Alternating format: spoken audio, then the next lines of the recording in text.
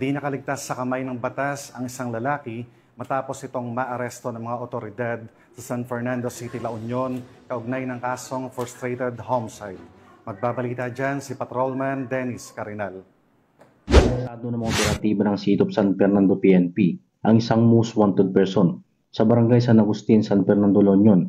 Kinilala ni Police Lieutenant Colonel Rogelio B. Miedes, hepe ng City of San Fernando Police Station, ang akusado ni alias Nardo, 49 years old, residente ng Barangay Upper Banks, Barangay Puro, San Fernando, La Union.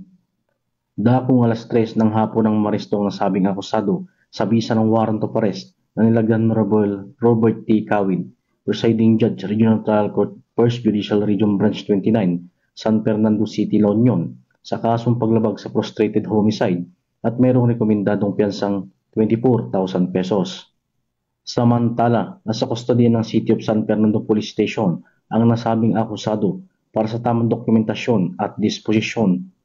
Ang tagumpay ng operasyon ay bunga ng magandang pagtutulungan ng mamamayan at ng pambansang pulisya para mas lalong mapalakas ang laban sa krimen tungo sa isang mapayapa at ligtas na bagong Pilipinas.